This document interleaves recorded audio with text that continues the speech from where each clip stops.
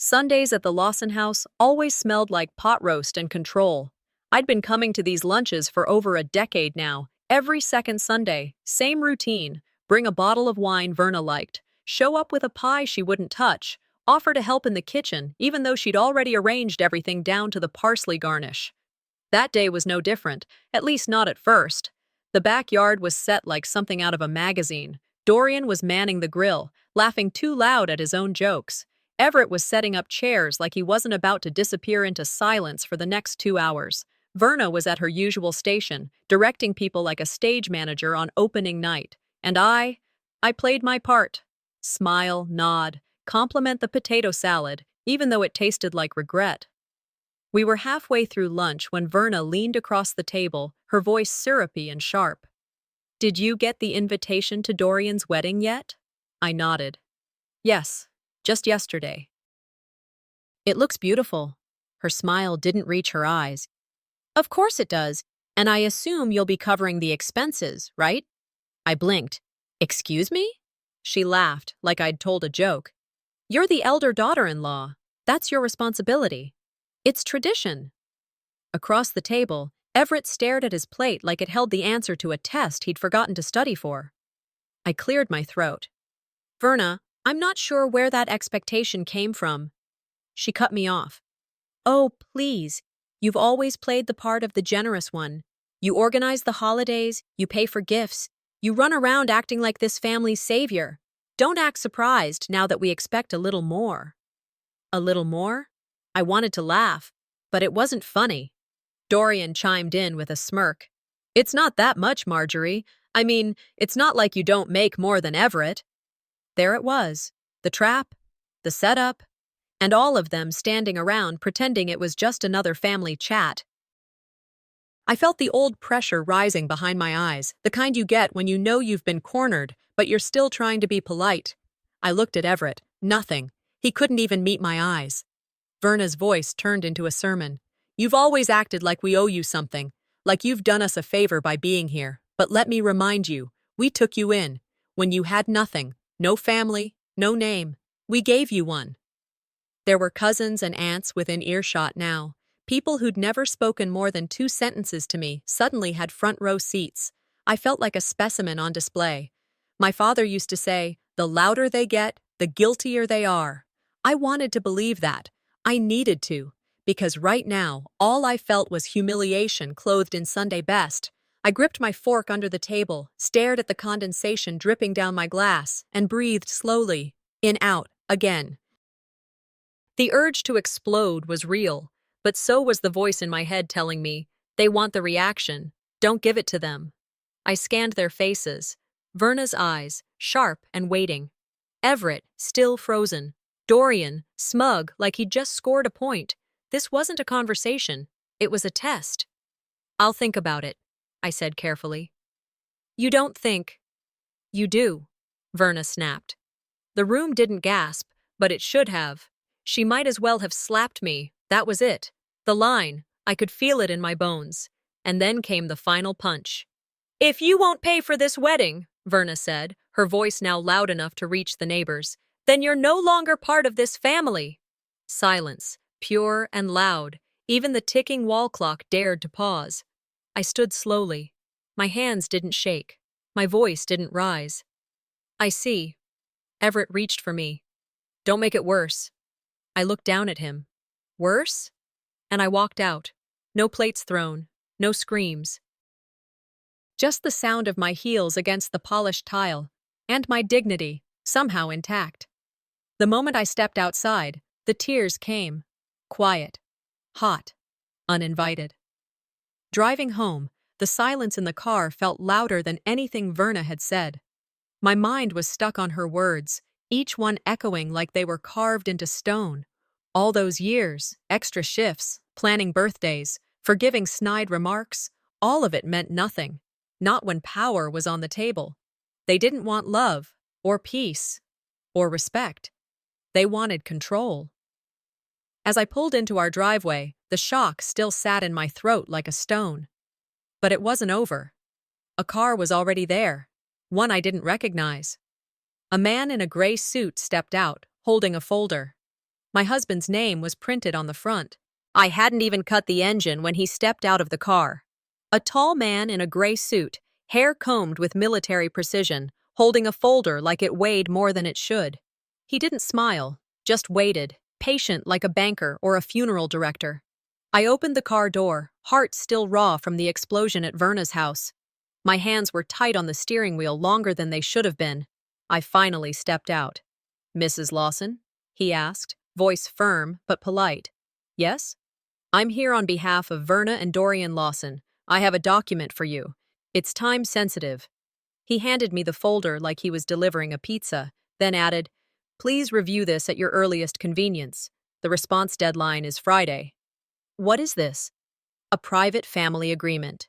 He turned and walked back to his car like it was just another delivery route. I stared down at the folder. In red letters, "Urgent financial disclosure, family obligation agreement." Inside were 8 printed pages, formal, bulleted, with my name, my address, and a number, $18,000, listed as my contribution obligation toward Dorian's wedding. Failure to comply, it said, would result in immediate exclusion from all future family-based inheritance and gatherings. I didn't walk into the house. I charged through it. Everett was on the couch, shoes off, beer half drunk, watching some rerun of a show he'd seen a dozen times. I threw the folder onto his lap. "What is this?" He looked down at it like he didn't recognize the cover. Then, too calm, he said, "Oh, that." I didn't blink. "That?" He shifted, avoiding my eyes. "Mom's been working on it with Dorian. It's just a formality." "A formality?" He reached for the remote like the conversation wasn't happening. "It's not legally binding. It's just how she wants to organize things." I sat down across from him, keeping my voice steady. "You knew about this?" He shrugged. "Yeah. Kind of. And you didn't think I deserved a heads up?" "It's not that big a deal, Marjorie. You make more than Dorian. It just makes sense." There it was.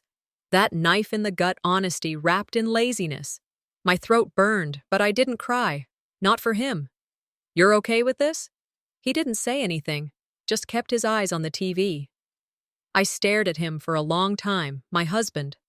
14 years. And in all those years, this moment finally made it clear. I was married to a man who confused silence with strength. And now, I was seeing it for what it really was: cowardice. "You always told me to let things go," I said quietly. "When she made comments about my job, my clothes, my family, you stood there and said, 'Don't start something.' But this is something." Still no response. I used to think silence was peace. Now I know it's abandonment. I stood up. "If you won't speak up for me, don't be surprised when I start speaking without you." He didn't even turn his head. I walked into the kitchen, grabbed a legal pad from the drawer, and sat at the dining table. I flipped open the folder and started highlighting sections. Legal terms they probably copy-pasted from a website. I didn't understand every word, but I understood the message: fall in line or get out. I picked up my phone and called Lisa, a paralegal I'd worked with before. "Hey, got a minute?" I asked. "Sure," she said. "What's up?" "I've got something weird. It's called a family obligation agreement. Ever heard of that?" She laughed. "That's not a real thing." I smiled, despite everything. "Send it over. I'll read it," she added. "But it sounds like they're just trying to scare you." And it worked, at first, but not now. I sat there, pen in hand, and started writing out a list. Every wedding I paid for, every birthday party I hosted, every hotel room, dinner, flight, holiday. Every time Verna forgot her wallet. Every time Dorian needed just a little help. Line by line, I itemized their version of family, their version of love. They wanted a ledger. Fine, I'd give them one. But this time, it'd be on my terms. As I closed the folder, feeling oddly steady for the first time in hours, I looked up. My daughter was standing in the hallway, arms crossed, watching me. She hesitated, then asked softly, "Are you and Dad getting a divorce?" I woke before the sun. The house was quiet, but my mind wasn't. I'd barely slept, too many thoughts, too many versions of last night looping in my head. The folder still sat on the dining table, right where I left it. Its edges were curled now, coffee-stained from my shaking hand. I walked through the house, barefoot, still in my robe. Every photo on the wall looked like evidence now. Every vacation, every holiday, every smile that came with a price. The paintings, the furniture, the little things that made this place a home, all bought with my effort, my hours, my sacrifices. I whispered to the empty room. I made this house feel alive, even when they never said thank you. The doorbell rang. I froze, heart racing. Through the glass, I saw a man in a postal vest holding an envelope. I opened the door, signed, and thanked him. The envelope bore the bank's logo. I tore it open on the spot. Dear Mrs. Lawson, it read. Effective immediately, your joint account has been temporarily frozen pending family financial review. I stood there on the porch, the morning air biting my skin. A financial review? Of what? My patience? My worth? Inside, I dropped the letter on the table, stared at the ceiling, and laughed once, dry and bitter. They were tightening the screws. This wasn't just family manipulation anymore. This was a campaign. By mid-morning, I was driving to the office of Harlan, the family's accountant. I'd known him for years, a nervous man who smiled too much when he lied. His secretary led me in. He looked startled. Marjorie, this is unexpected. Is it? I said, sitting down. Because this came to my door this morning. I slid the letter across his desk. He cleared his throat. That's standard. Nothing to be alarmed about. Standard? I asked. Freezing my account without notice? He rubbed his temple. Look, Verna and Dorian wanted a formal review of household contributions. It's just temporary. They said once everything's clear. Why me? I interrupted. Why not them? He looked at his hands. You'll understand soon enough. I doubt it. When I left, I noticed he didn't look relieved. He looked scared. Driving home, I kept replaying his words, family contributions, as if I hadn't already spent years financing their comfort. Control, that was the word. This wasn't about money. It was about obedience. That evening, Everett was at the table, scrolling his phone. The silence between us had grown roots. I poured myself a glass of water and sat opposite him. Did you sign that freeze order? I asked. He looked up, startled. What are you talking about? Don't do that, I said quietly. Just answer me. He shifted, then looked away. It's not permanent. Mom said. I cut him off. So you did. He didn't respond. I stood, walked to the counter, and opened my banking app. My balance showed 0. The sound of the refrigerator hum was the only thing between us. I remembered a night years ago when Dorian had surgery and Verna called me crying. I paid the hospital bill without hesitation. Everett said nothing then, too. That's when it started. My generosity mistaken for obligation. I stared at him now, seeing the same man who'd always been too quiet to be trusted. Later, after he went to bed, I sat on the couch in the dark, phone light reflecting off my notepad. I didn't feel sorry anymore. I felt awake. Part of me wanted to cave in, sign their papers, make it all stop. But then I remembered what Lucky once told me, back when we worked late nights together at the firm. When someone tries to erase you, paint yourself in bold. So that's what I did. I began to write everything down, every payment, every favor, every insult disguised as advice. Every time Verna called me ungrateful, every time Everett forgot to take my side. This time, the record would be mine. I stacked the folder neatly, closed my laptop, and turned off the lamp. Just then, my phone buzzed. A notification. Someone had tagged me in a post. I opened it and froze. It was a photo of Dorian and his fiancée at a cake tasting.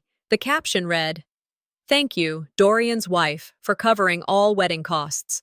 The invitation came 2 days after the bank account was frozen. A text message. From Cassandra.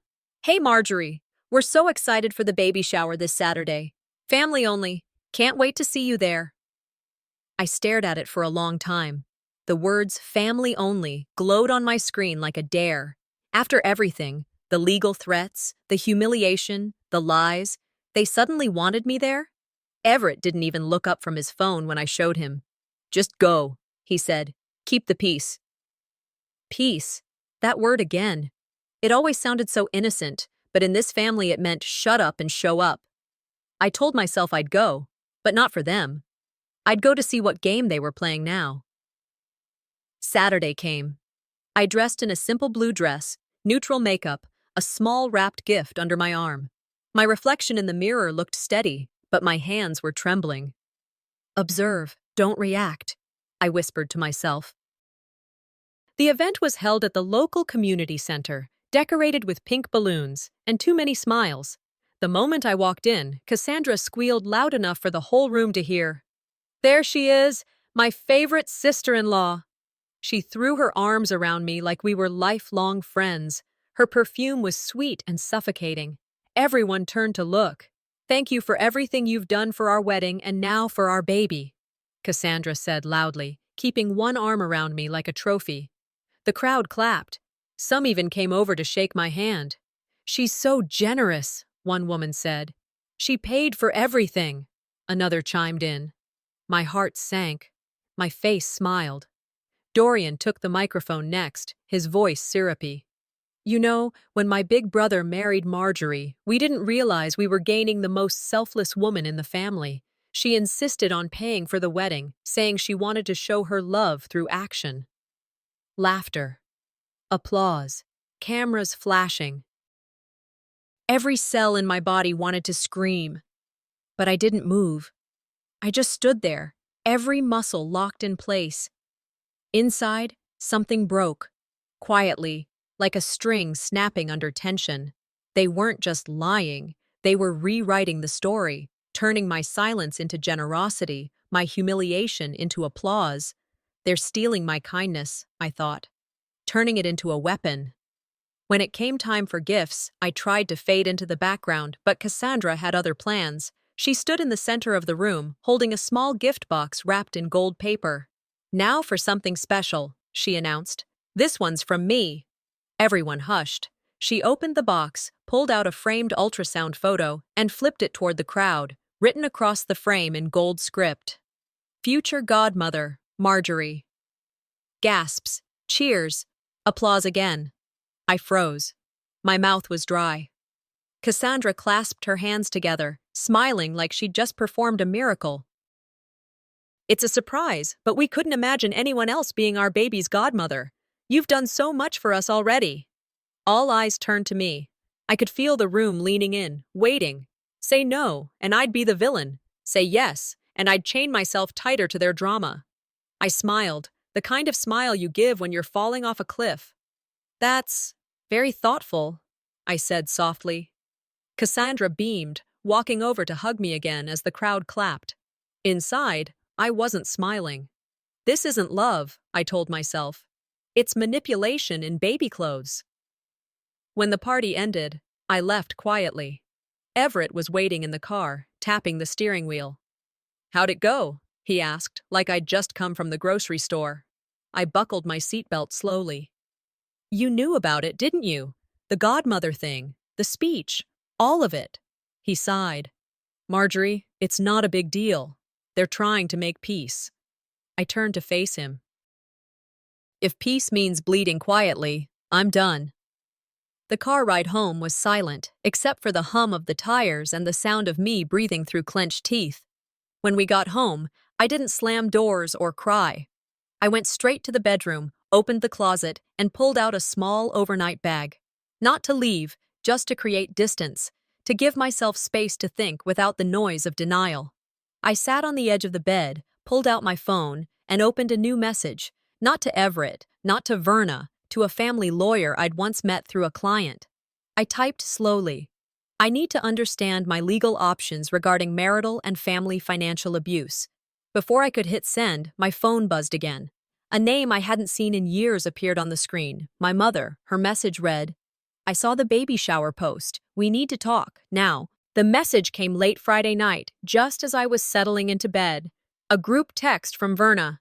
"Sunday dinner. Mandatory, be there. No explanation. No apology.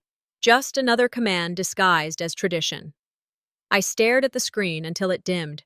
Every part of me wanted to delete it, ignore it, pretend I never saw it. But something in me knew this wasn't a summons. It was a stage. And if I didn't show up, they'd fill in my absence with their version of the story. So I decided to go. Not to reconcile, not to serve another helping of patience, but to reclaim my voice. Before bed, I wrote myself a note on a post-it and stuck it to the mirror. If they cross the line again, don't hold back. Sunday came heavy and gray. I dressed in calm colors, no statement pieces, no armor, just quiet readiness. Everett offered to come with me, but I said no. This wasn't his battle to hide behind anymore. When I arrived, the smell of roast beef and artificial peace filled the air. The dining room looked staged, centerpieces too perfect, table settings aligned like soldiers. "Marjorie," Verna greeted, her tone sweet but sharp at the edges. "So glad you could join us." Dorian stood behind her, arms crossed. Cassandra fluttered around the table, smiling too wide. "We were just saying how lucky our baby is to have such a giving aunt." Her words slid under my skin like ice water. I smiled politely, scanning the room. Everett wasn't here, which was fine. This was my scene now. Dinner started.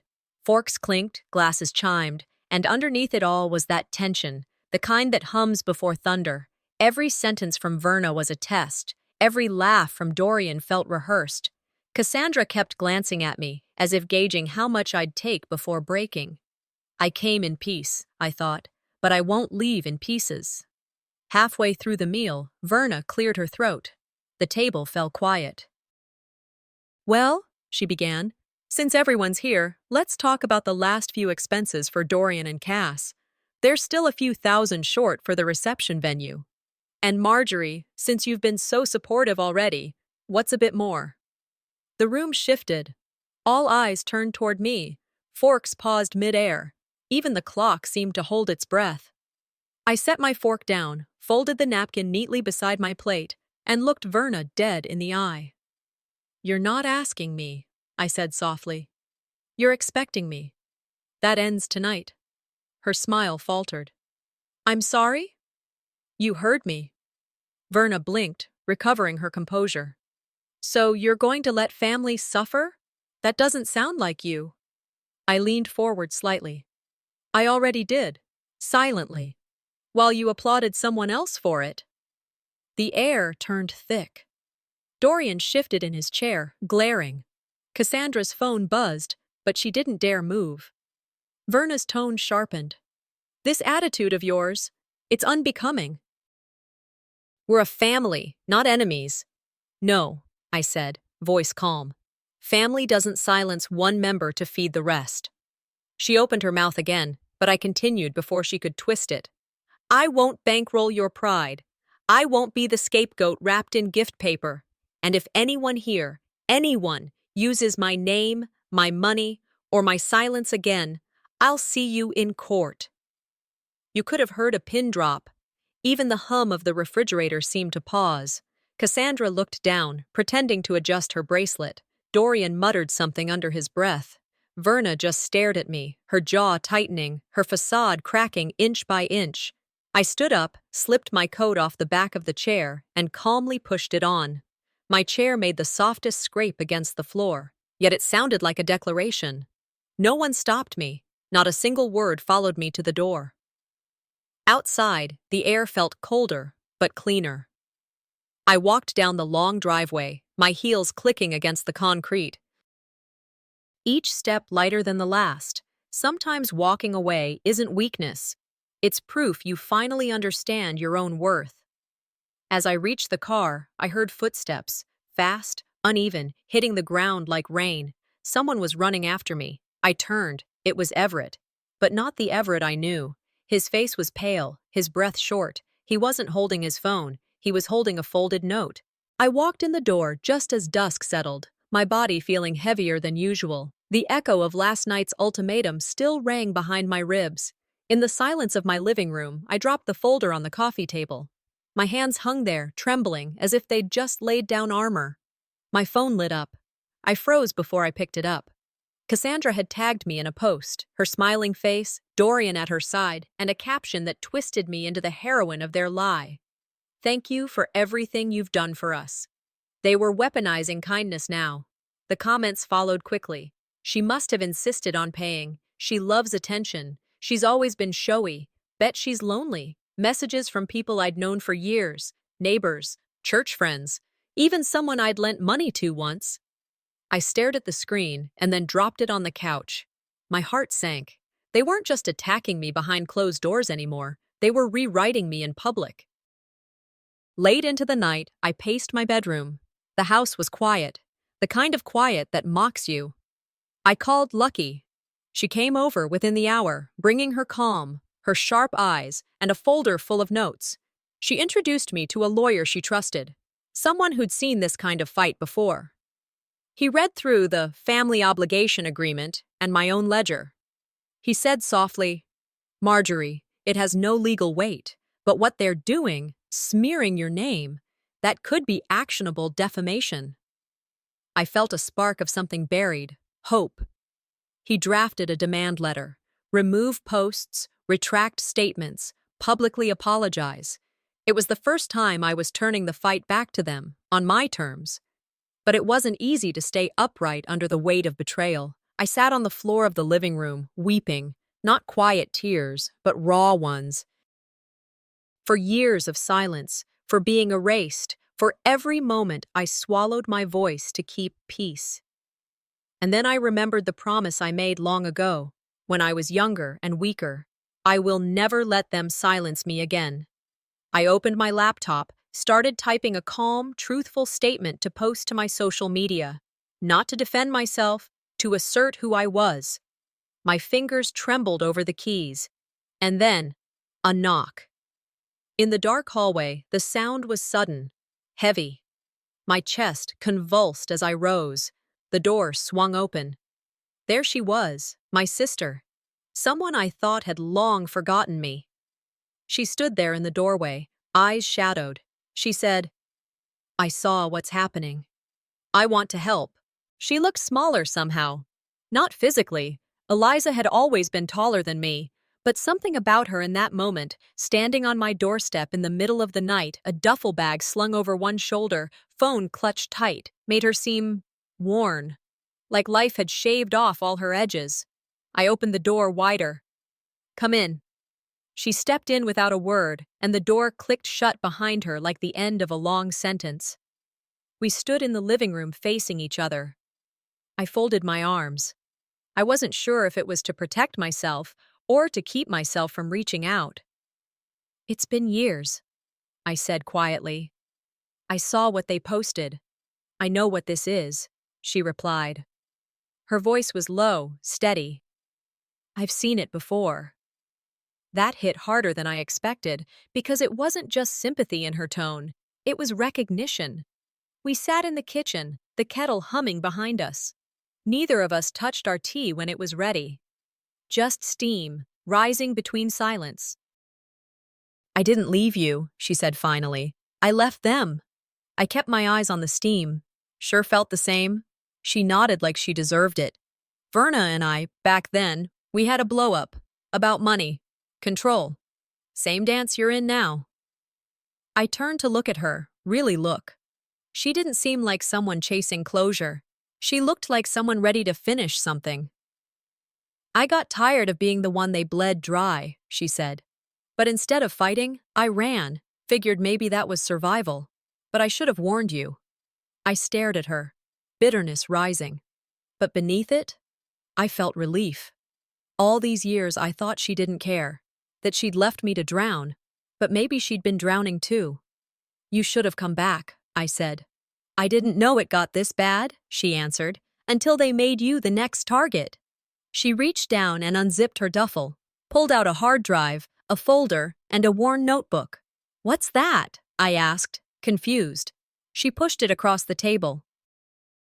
Receipts, screenshots, bank records, even voice messages Verna sent me. I kept them, just in case. My hands hovered before touching them. "You kept all this?" "I had to." Verna made it clear.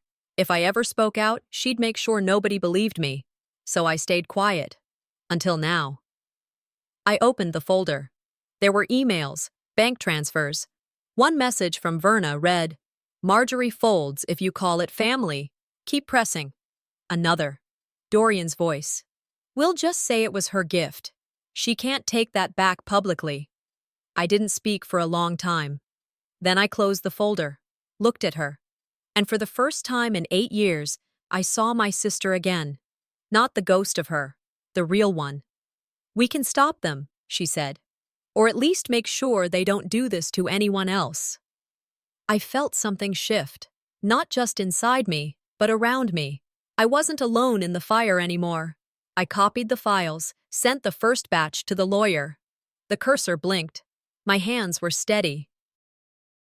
I looked at Eliza, she looked at me, and then my phone rang.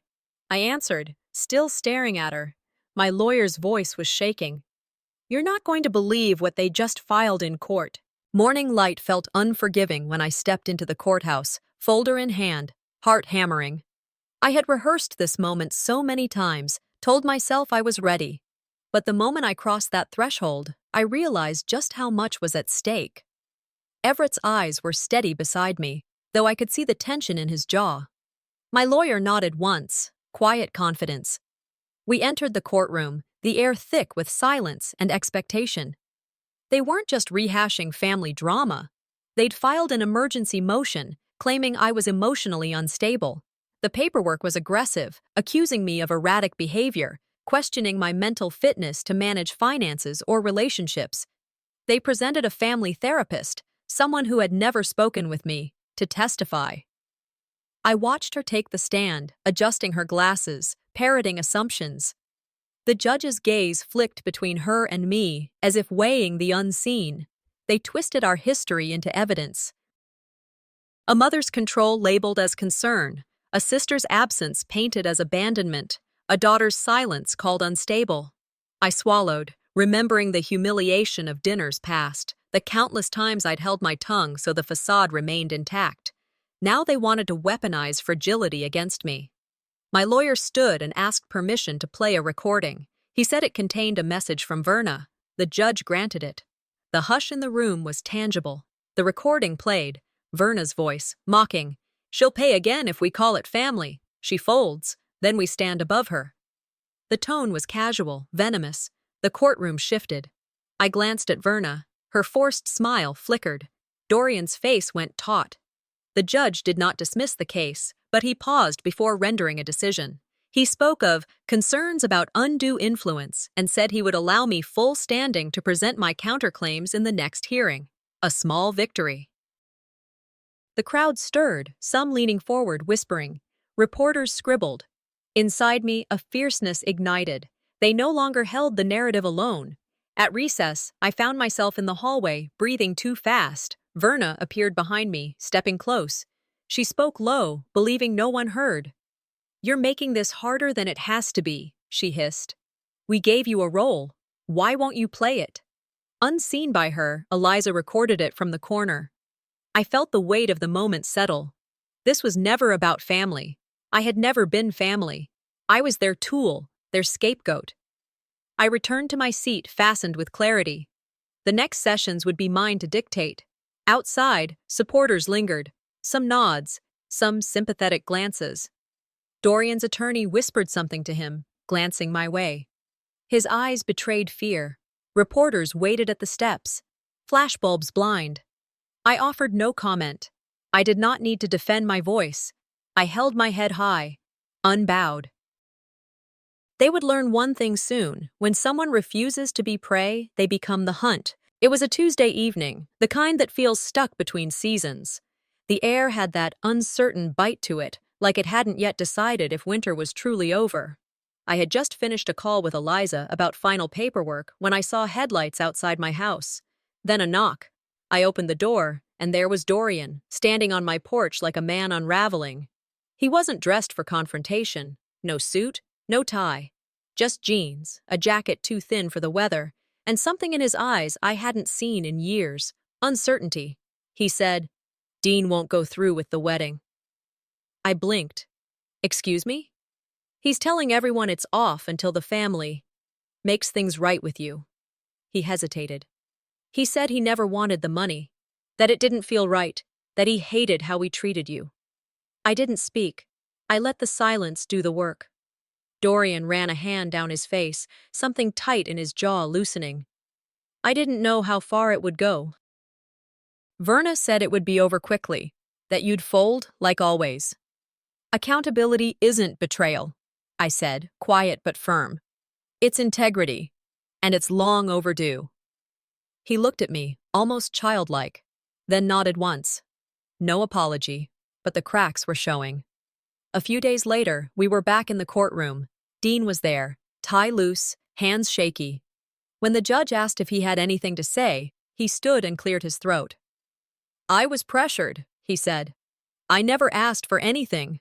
I didn't want to be part of this. I was told I had to take the money, that it was family tradition. He sat down, eyes damp but steady. The ruling came quick after that. The judge finalized that I owed nothing. My legal standing was now protected going forward. It wasn't some grand applause moment, no movie ending, just quiet nods, some rustling papers, and Verna slipping out the back before the crowd could react. Outside, I hugged Eliza. My lawyer gave me a look that said more than words could. The few neighbors who'd believed me, who hadn't turned cold, stood at a respectful distance. I gave them a wave. Back home, I sat with an old photo album, one I'd avoided for years. I flipped through pages, smiles forced, eyes tired, birthdays that felt more like performances than celebrations. I didn't rip them. I didn't burn them. I just quietly chose which to keep and which no longer needed space on my shelf. I found the family bracelet, the one Verna had once handed me like a crown. I placed it in a box, closed the lid. It no longer had weight. Eliza brought over tea and said, "You know, we could do something with this, a foundation, for women who've been through in-law abuse. Give them tools, not shame." I smiled. Now that's a family tradition I could get behind. Later that week, I wrote an op-ed for the local paper. I titled it, "The Myth of Family Duty." It wasn't angry. It was honest. I told the truth about manipulation disguised as tradition, about silence expected from women who marry in, about how kindness is often used as currency, and then as leverage. It was shared across town, then state lines. Older women messaged me. Strangers stopped me on walks. One woman at the grocery store gripped my hand and said, "I thought I was alone." "No," I told her. "You were just the first one who refused to stay quiet." The past didn't vanish. It didn't need to. It just didn't own me anymore. And just like that, I stopped apologizing for surviving and started living.